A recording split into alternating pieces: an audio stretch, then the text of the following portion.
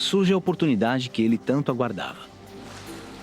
Eu estava levando uma vida de solteiro, então não tinha nenhum vínculo pessoal capaz de me impedir de fazer uma viagem como essa. Apesar de sua busca por paz, sua licença chega no inverno, quando poucos ousavam descer o rio. E desta vez, ele está sozinho. Na verdade, eu não pretendia descer sozinho, mas eu também não quis deixar de aproveitar o fato de ter uma autorização para o rio. Foi uma oportunidade para usar algumas das minhas habilidades na construção da estrutura do meu bote e tentar entender como eu devia organizar ele especificamente. Eu acho que ele pesava quase 900 quilos, por causa de todo o equipamento. Apesar de todo o cuidado, ele está inseguro de ir sozinho. Eu me lembro de quando saí de Lee's Ferry. Eu estava bem nervoso naquela hora. Minha maior preocupação era o fato de que eu estaria completamente sozinho o tempo todo. Quanto aos celulares, você pode esquecer, porque nenhum vai funcionar no Grand Canyon. Sem como se comunicar em caso de urgência, a única salvação de David é contar que o amigo soe o alarme, caso ele não volte a tempo. Antes de ir, eu disse: E se eu não estiver em Pierce Ferry quando você chegar, peça ajuda porque alguma coisa deu errado.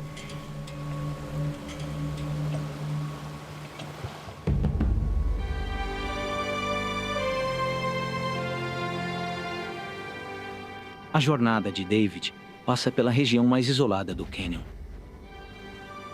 longe da civilização.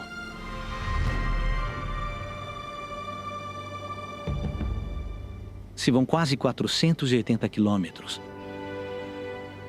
e a tensão inicial logo some.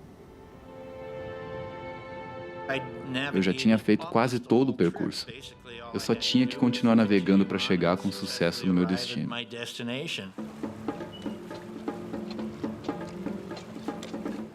A viagem desafiou o talento de David no rafting, mostrando a beleza do Grand Canyon só para ele.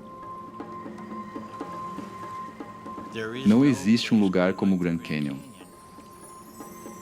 Você está 1 quilômetro abaixo da superfície normal, onde a gente anda, e de repente há rochas com milhões de anos à sua vista. Entende? A beleza disso é muito difícil de explicar só com palavras. Por ser um dos poucos a enfrentar o inverno congelante, David encontra a calmaria que buscava. O silêncio é surreal. Eu acredito que a solidão lá embaixo é completa. É um silêncio absoluto.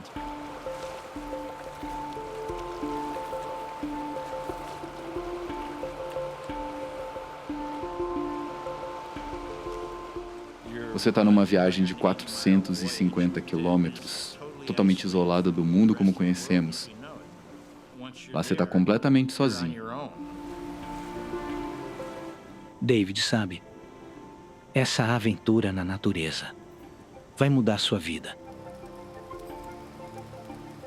Praticamente todo mundo que chega até lá volta com um olhar diferente em pelo menos um aspecto da sua vida.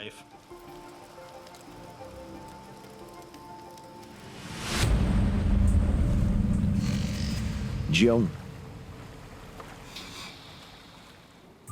Restam 3 dias da viagem de um mês de David pelo cânion. Até ali eu tinha passado por umas 100 corredeiras sem virar e sem ser jogado para fora do bote. Mas agora, ele precisa encarar o trecho que mais temia. As corredeiras mais traiçoeiras. Lava Falls. Dá para se ouvir a Lava Falls bem antes de chegar lá. Quanto mais perto você chega e ouve aquele barulho, o nervosismo aumenta. Normalmente, você sai do bote e avalia a corredeira antes de atravessar, para saber mais ou menos onde os obstáculos mais perigosos estão. Cada corredeira do rio tem um grau de dificuldade definido. No Grand Canyon, eles têm um sistema de classificação de 1 a 10. Lava Falls é grau 10. Esse é o teste de um barqueiro.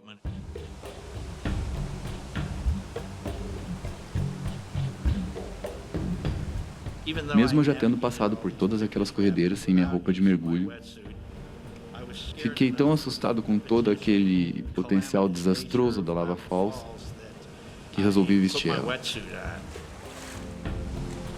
Pouco antes da corredeira, costuma ter um remanso, então a água é bem calma. Daí, de repente, a velocidade aumenta muito rapidamente.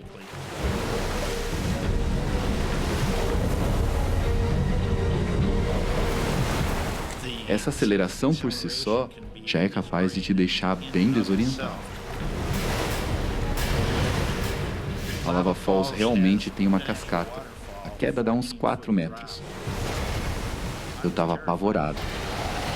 Era fácil de evitar, desde que você saiba escolher o caminho certo. David perdeu totalmente o controle.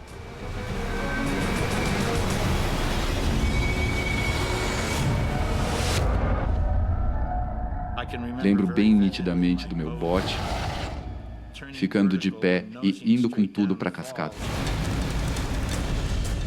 Fui lançado para frente, bem na minha caixa térmica.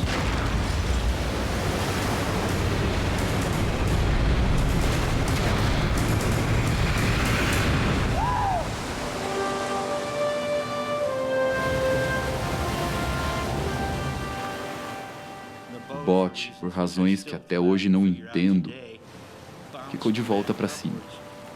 Mesmo que naquele momento meu bote já tivesse cheio d'água, ele já tinha voltado para a posição certa e eu ainda estava dentro dele navegando. Me deu um alívio, pensei que o pior já tinha passado.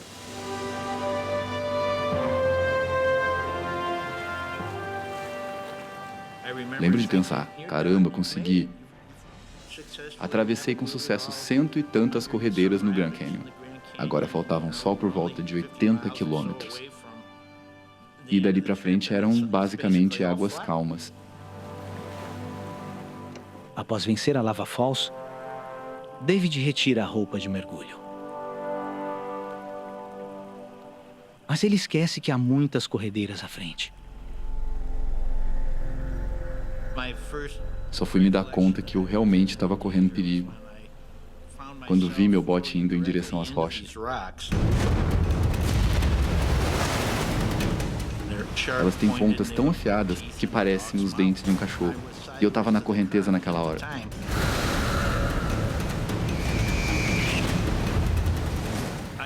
Eu sabia que era algo que eu não deveria deixar acontecer.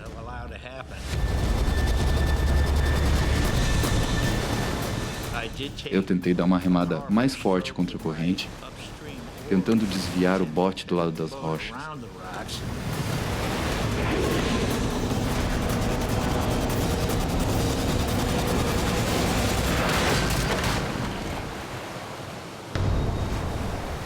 É sério que isso está acontecendo? No início, pensei que meu bote ia dar conta, que ele ia girar sozinho e se afastar dali.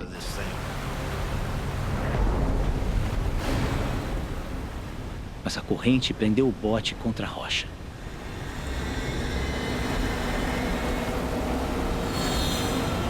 E antes que eu percebesse, o bote foi lançado para cima. Eu fiquei sem reação.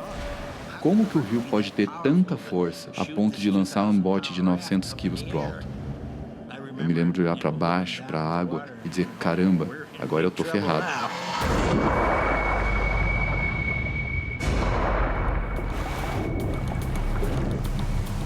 Eu apareci por baixo do bote. Minha cabeça estava fora d'água e eu respirava. A água está em 4 graus. E David precisa sair rápido ou vai morrer de frio.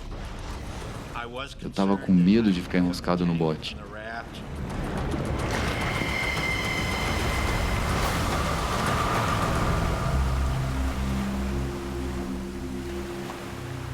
Eu estou todo molhado, com frio e com o bote de ponta cabeça.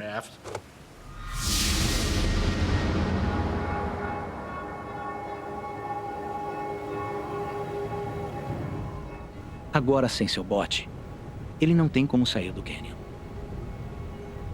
Sua única opção é desvirar o bote. Mas pesando quase 1 tonelada, ele vai ter que ser bem criativo. Não dava para simplesmente entrar embaixo do bote e eu desvirar ele. Me dei conta que a única maneira para endireitar o bote seria usar um sistema de roldana e corda. Mas para isso, ele vai ter que mergulhar embaixo do bote e recuperar o equipamento. Dentro das águas congelantes do rio. Por ser muito escuro lá embaixo, não dá para ver nada. Eu estava basicamente procurando as cegas. Eu sabia mais ou menos onde deixei as coisas, mas isso não significava que ainda estariam lá, já que tudo tinha ficado de pernas para o ar. Então tive que me forçar a ficar entrando e saindo do rio para pegar tudo.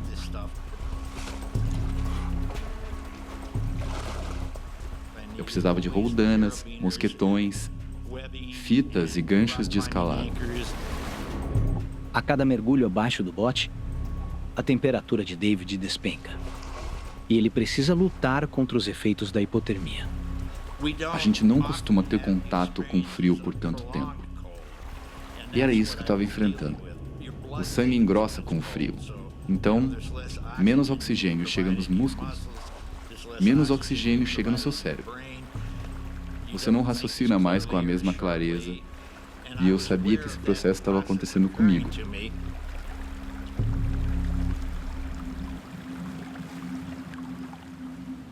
Levou mais de 1 hora para David reunir tudo. Quando ele acaba, mal consegue se mexer. Mas agora ele precisa descobrir como montar o sistema de roldanas. Eu estava com muito frio e minha rapidez de raciocínio tinha diminuído. Então, acabou levando um bom tempo. David sabe que se não conseguir desvirar o bote de 900 quilos, ficará isolado.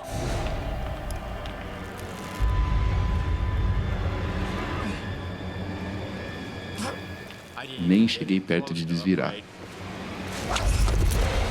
Um dos ganchos se soltou e passou raspando na minha cabeça.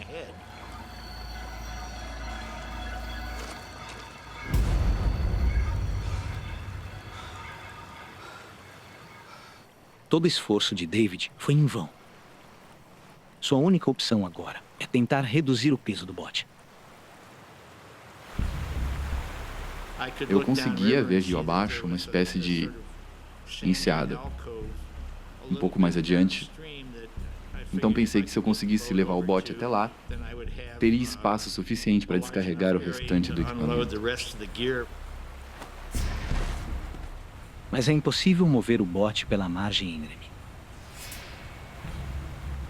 Desesperado, David decide fazer algo arriscado. Quando percebi que não ia dar para eu esperar na margem e arrastá-lo, foi quando eu resolvi subir no bote.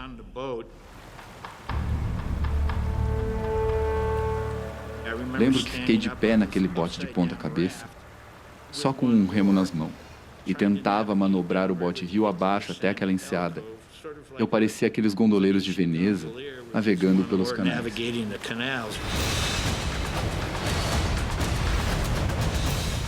Mas o rio é tão poderoso que é impossível manobrar.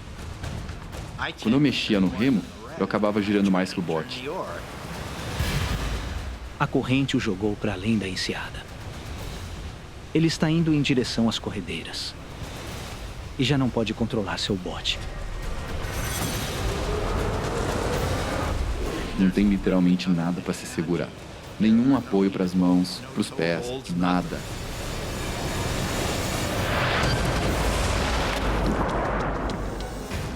Lutando para subir e respirar, David precisa agarrar ao bote se não quiser afogar. Eu consegui segurar na corda de segurança em volta do bote. Mas a correnteza arrasta ele contra grandes rochas submersas. O bote subiu nas rochas e me puxou por cima delas pela proa.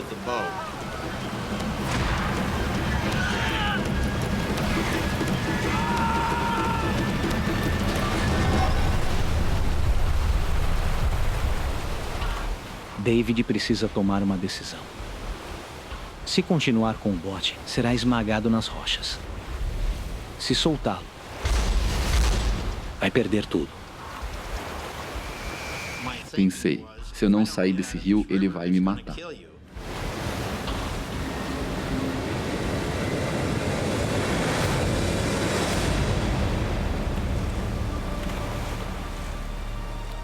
E lá estava eu, em cima de uma rocha, vendo meu barco flutuar para longe e gritando na esperança dele voltar, como se eu estivesse chamando um cachorro.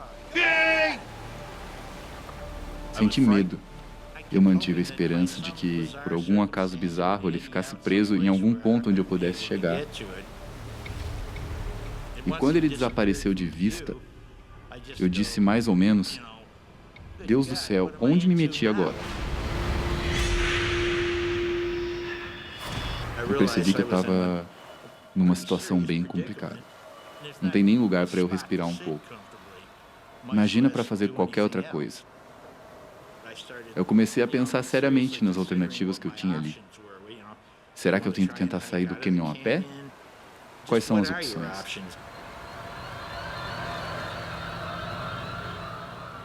No fundo de penhascos íngremes, David não vê opção a não ser escalar as rochas para se salvar.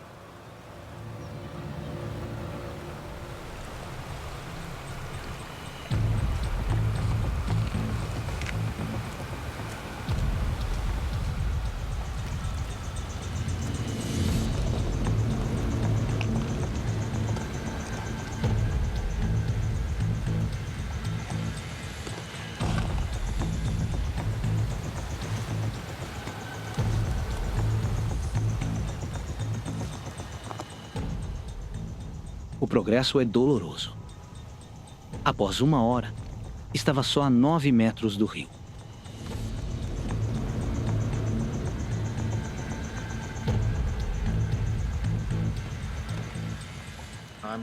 Eu subi aquelas paredes de rocha apoiando os dedos dos pés em pequenas fendas e procurando prestar muita atenção em cada movimento. Como eu estava sozinho, qualquer queda poderia ser catastrófica.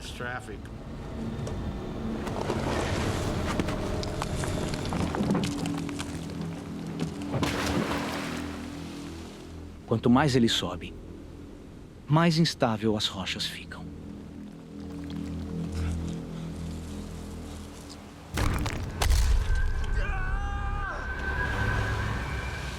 Uma pedra que estava solta decidiu rolar direto para o meu pé. E o resultado disso foi que fiquei com alguns dedos quebrados. Não tinha nada que eu pudesse fazer ali. A escalada é agoniante, mas a parede é íngreme para descer. Então sua única opção é continuar.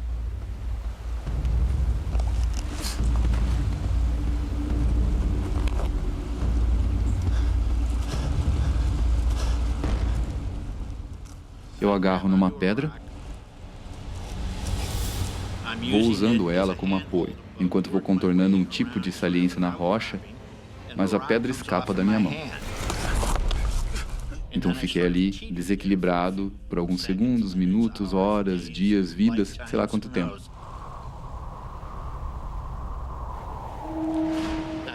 Perdi o equilíbrio e caí de costas. Fui deslizando de ponta cabeça nas rochas e pensando: vou morrer, já era. Meu colete tinha prendido em alguma coisa. Ele me fez dar uma cambalhota completa para trás. Bati o queixo em alguma coisa e quebrei 4 dentes. Eu apaguei completamente.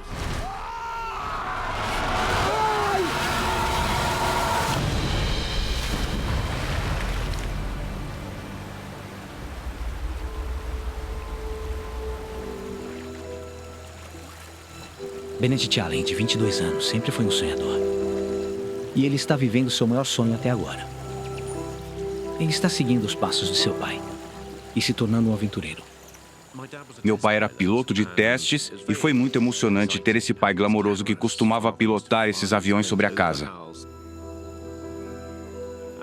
E eu presumi que um dia eu estaria em algum tipo de empreendimento, assim como meu pai. Eu só queria ser como um desses grandes exploradores como Cook, H.M. Stanley ou Livingstone.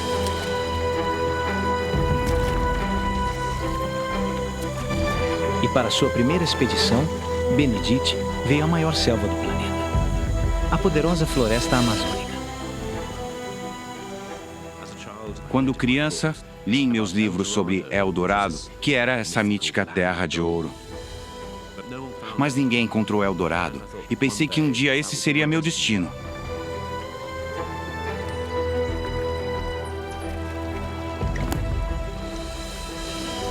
Seu companheiro nessa jornada é um cachorro de rua com quem ele fez amizade ao longo do caminho. Eu estava sozinho e aquele cachorro me lembrava dos meus cachorros em casa. E eu o chamei de Cachu, que em indiano significa cachorro. Então, para mim, ele era simplesmente um cachorro. Mas ele começou a ser mais do que um cachorro. Ele começou a ser meu amigo. Apesar de seu entusiasmo juvenil, essa é a primeira grande aventura de Benedict. Ele está tentando atravessar mais de 1.600 quilômetros de floresta tropical densa e desconhecida. Então ele está confiando muito em 2 guias locais para ajudá-lo a sobreviver.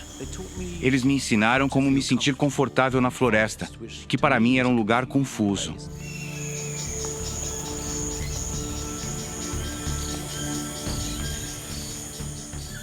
E então me mostraram o que eu podia comer e o que devia evitar, como caçar.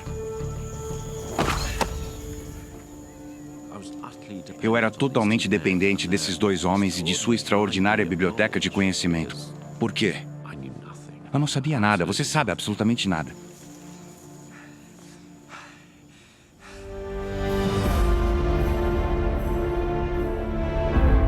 Durante 3 meses, eles se aprofundam na vasta floresta tropical e estão perto da suposta localização de Eldorado, a cidade do ouro. Mas Benedict foi avisado sobre os perigosos mineiros ilegais que foram atraídos para cá. E há indícios preocupantes de que eles não estão sozinhos. Sinais eram sinistros. Desde o início. A água, apenas garrafas vazias de cachaça. E cachaça é uma espécie de rum barato. Havia a sensação de que havia forasteiros na floresta. Fui avisado de que eram assaltantes de bancos, ladrões, pessoas acusadas de assassinato. Todos haviam ido para a floresta porque havia uma chance de ganhar dinheiro rápido. Apesar da apreensão de Benedict, eles devem encontrar um local para acampar, pois a noite está se aproximando.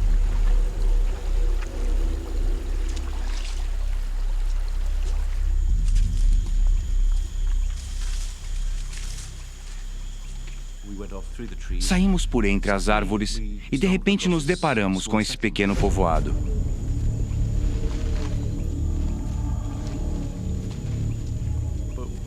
Enquanto eu estava preocupado, meus 2 guias indígenas ficaram absolutamente fascinados. Vamos. Me lembro de um deles pegando um abridor de latas e se perguntando o que era isso. Vamos. Vamos! De repente, esse personagem, Mendes, apareceu. Ele era o clássico garimpeiro. E eu senti que tinha que sair dali. Vamos. Vamos. O que está fazendo aqui?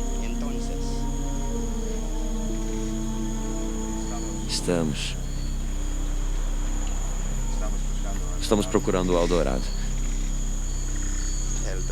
Eldorado? Estamos indo rio abaixo, em direção à foz do Amazonas. Não, meu amigo. Se você viajar para Yaxera, muito perigoso. As corredeiras estão perigosas. Mas posso te ajudar. Mendes me disse, olha, eu serei seu guia. Vou te levar rio abaixo em direção a Eldorado. Além disso, conheço uma trilha. Você poderá caminhar do rio até o mundo exterior. E que me diz? Será divertido. Eu pensei, talvez eu tenha julgado mal esse minerador de ouro. Talvez ele não seja tão ruim. E eu pensei, eu deveria seguir esse plano. Eu estarei indo na direção certa, pelo menos. Certo.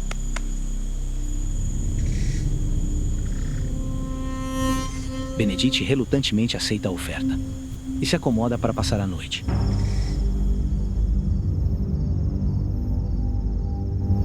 Mas, conforme a noite avança, ele tem uma sensação de que nem tudo é o que parece. Naquela noite, acordei na minha rede sentindo que algo estava errado. Uma sensação de desconforto e lembro-me de pensar que tenho que verificar as coisas.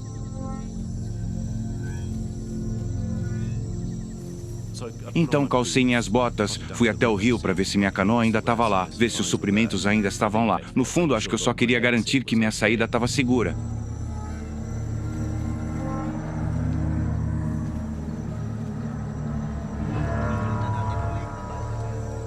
Ouvi uma conversa entre Eduardo e Mendes. Eles estavam discutindo sobre mim.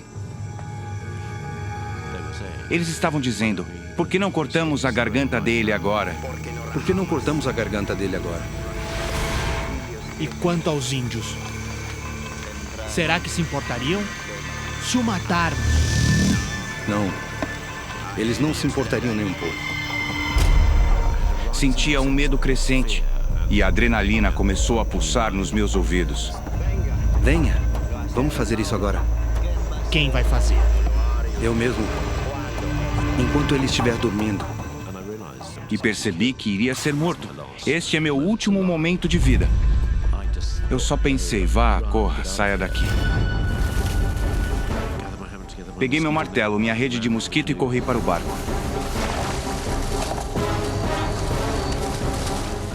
E de repente, eu estava na escuridão, na minha canoa, com meu cachorro. E com seu leal amigo cachorro. Benedict consegue escapar do perigo.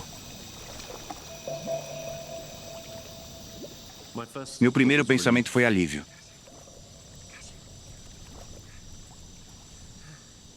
Foi então que tive essa terrível e crescente percepção de que eu não estava seguro. Estava cercado pela floresta. Era no meio da noite. E eu estava muito sozinho. Sem seus guias, Benedict agora está preso em mais de 5 milhões de quilômetros quadrados de floresta tropical. Sem ninguém para lhe mostrar a rota de saída. Eu realmente não estava no final de um pesadelo, mas no começo de um. Cachorro! Vamos dar o fora daqui. Eu remei rio acima por talvez 1 hora e pensei, vou me acalmar, vou encostar ali no lado.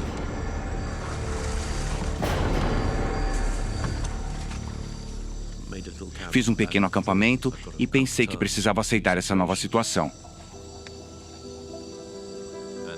E a situação era, meus sonhos de infância acabaram. E eu senti, eu tenho que sair daqui.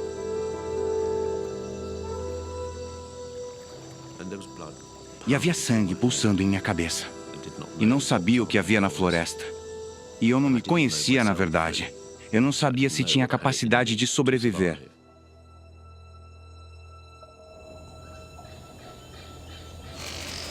Dia 1.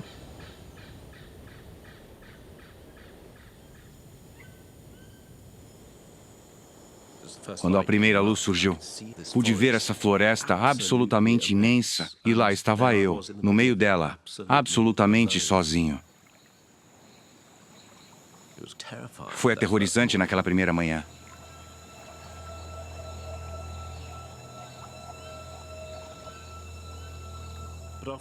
Mas depois de um tempo eu pensei, não, vá lá, se recomponha, é o primeiro dia. Então comecei a examinar meus suprimentos, tentando descobrir se eu tinha o suficiente para me tirar da floresta. Bom menino.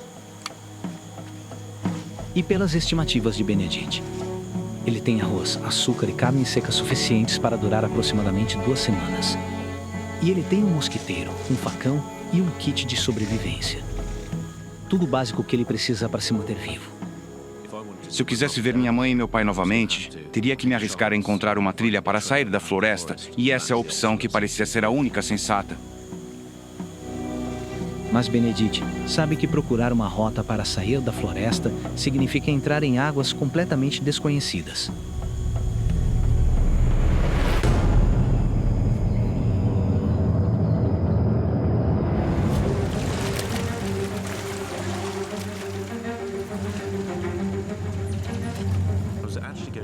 Na verdade, eu estava indo para o interior. Eu estava subindo o rio. Então, no momento, até encontrar aquela trilha, eu estava caminhando rumo ao nada.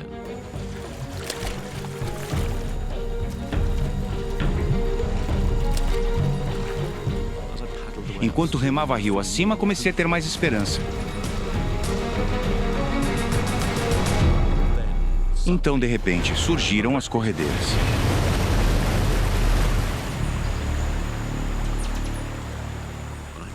Lembro-me de pensar, vamos, Benedict, se recomponha, você tem que sair daqui.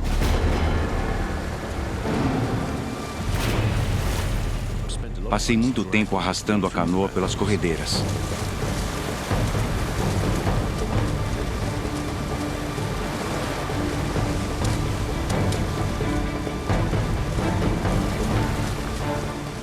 Foi um trabalho imensamente difícil.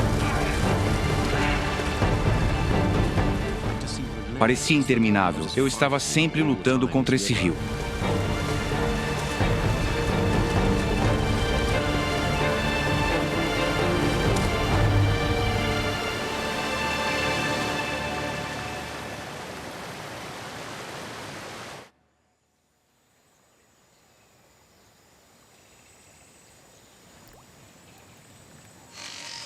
Dia 3.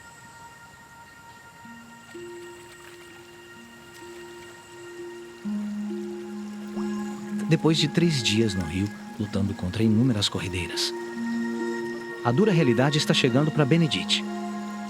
Ele está indo cada vez mais fundo na floresta. E ainda não há sinal da trilha.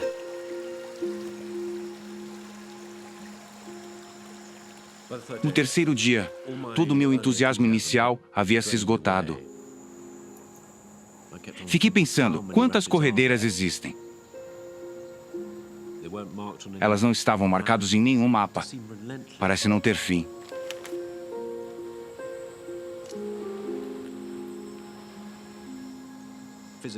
Fisicamente, eu me sentia destruído. Minhas mãos estavam em frangalhos e bolhas por toda parte, queimaduras da corda.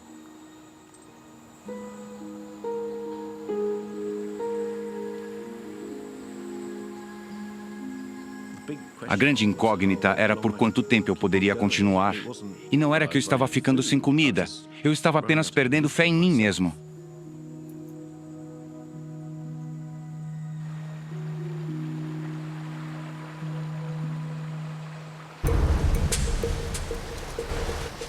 No meio da tarde, parecia que Benedict e Cachu haviam passado pelo pior das corredeiras. Eles agora podem continuar a busca por uma saída da floresta. Lembro-me de começar a remar até a água limpa, mas eu ainda não tinha ido longe o suficiente. De repente, descobri que a situação estava fora de controle. Comecei a voltar e isso se tornou absolutamente aterrorizante. Percebi que estava lutando pela minha sobrevivência. Eu precisava manter essa canoa em pé. Mas então, bum! A canoa se despedaçou com o impacto. Tudo agora acabou na água. O cachorro, os suprimentos e eu. Foi um momento de terror absoluto, quando percebi que não estava perdendo apenas meus pertences, mas na verdade eu estava tendo que lutar pela minha vida. Eu estava engasgado na água, tentando recuperar o fôlego.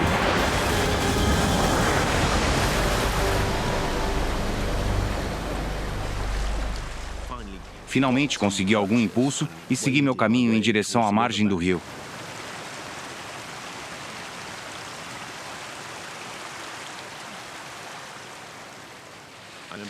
Lembro-me de tentar entender a situação, e a situação era que eu tinha perdido praticamente tudo o que eu precisava para sobreviver. E perdi meu companheiro, Cachu, o cachorro.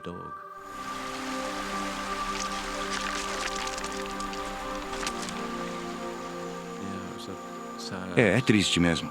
Só porque ele era meu amigo, minha companhia, ele era tudo para mim.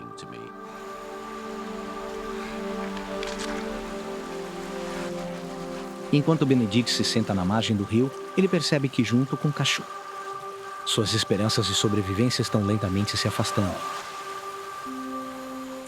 A primeira coisa que me ocorreu foi que eu não tinha comida. Então percebi que não tinha uma rede, não tinha minha rede mosquiteira. Há tantas preocupações passando pela minha cabeça. Eu acabaria morrendo de fome? Eu morreria lentamente de malária? Era difícil imaginar como eu iria acabar, mas de qualquer forma, não parecia provável que eu veria minha família novamente.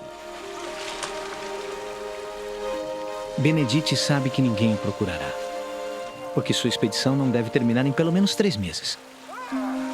E sem comida ou suprimentos médicos. Vai ter sorte se sobreviver uma semana. A situação era incrivelmente clara, de certa forma. Se eu ficasse onde estava, pensei que simplesmente morreria. Achei que tinha que sair desse lugar. Pensei, o que eu tenho para me tirar da floresta? Há uma mochila. Havia uma garrafa de água, um facão. Mas acima de tudo, meu kit de sobrevivência. Anzóis de pesca, linha de pesca, sinalizadores de socorro, bússola sobressalente. Então, coisas simples e importantes.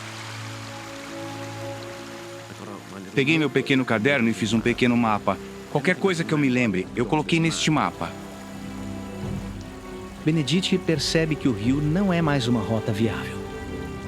E a única saída possível é entrar diretamente na selva e tentar sair caminhando a pé. Então eu desenhei uma pequena linha pontilhada, e essa será a minha rota para sair da floresta.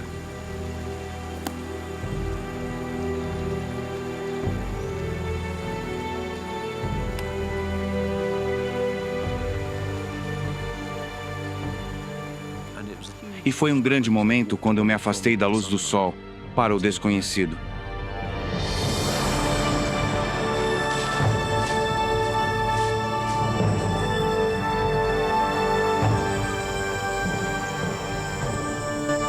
E Benedict se dirige para um dos lugares mais inóspitos do mundo. A floresta amazônica.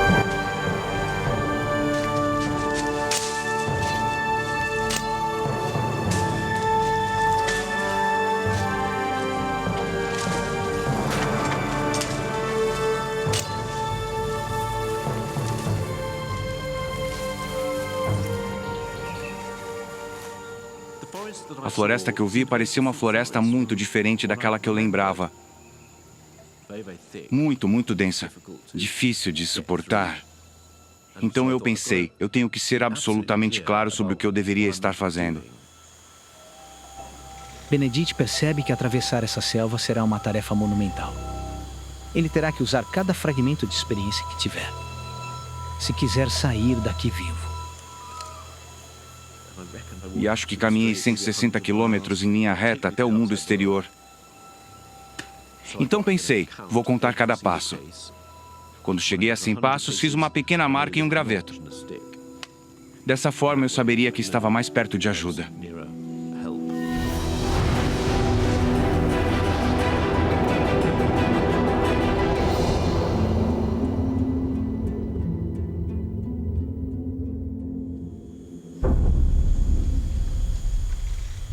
Durante horas, Benedict luta pela selva. Mas quando a noite cai, ele não pode ir mais longe. E quando o sol se põe, as temperaturas escaldantes caem. Então ele faz um abrigo, usando uma técnica que ele aprendeu com seus guias.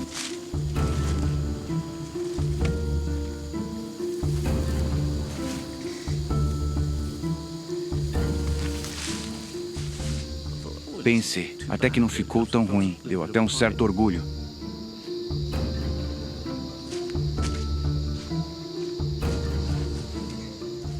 E então me deitei e percebi que eu estava molhado. Há mais umidade saindo do chão.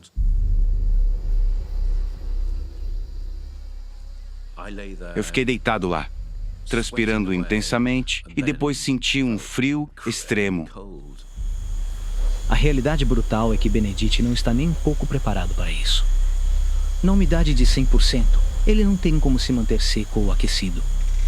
E sem seu mosquiteiro, Não há como se proteger contra a doença mortal que ele mais teme, a malária. Então os insetos começaram a aparecer. E uma longa noite começou.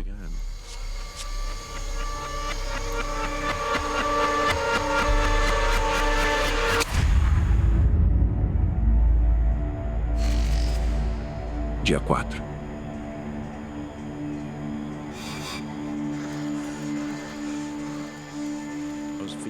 Eu estava me sentindo absolutamente terrível, exausto, porque fiquei acordado a noite toda com os insetos.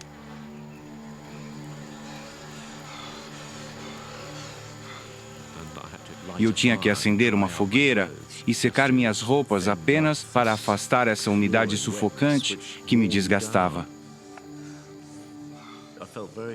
Eu me senti muito sobrecarregado pela floresta. Eu só pensei, eu tenho que sair desse lugar. Benedict retoma sua caminhada em direção ao mundo exterior. Mas até agora ele conseguiu percorrer apenas 4 dos 160 quilômetros que precisa atravessar. Já faz 4 dias desde que ele comeu. E ele está começando a enfraquecer. Eu estava começando a sentir dores de fome. E eu sabia que a menos que eu descobrisse algum tipo de maneira de conseguir comida, eu morreria de fome. Comecei a pensar em como eu poderia me alimentar desse lugar que parecia ter a intenção de me matar.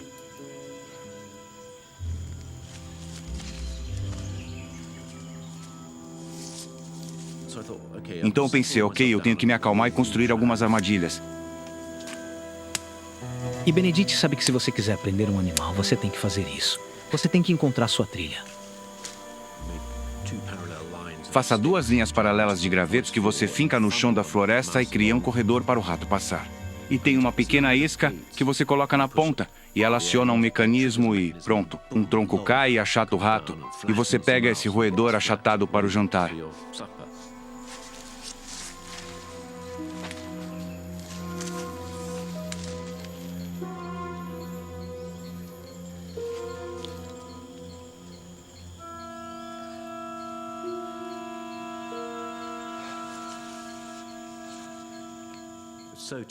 É muito demorado até mesmo criar essas coisas, mas esperar que um animal apareça, descobri que é absolutamente desesperante.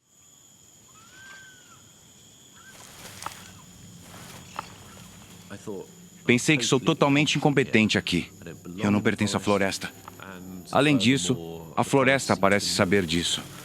É quase como eu fui descoberto.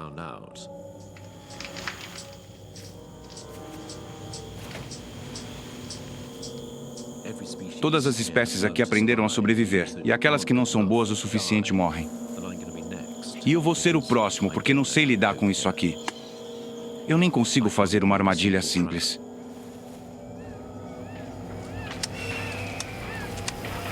Cala a boca!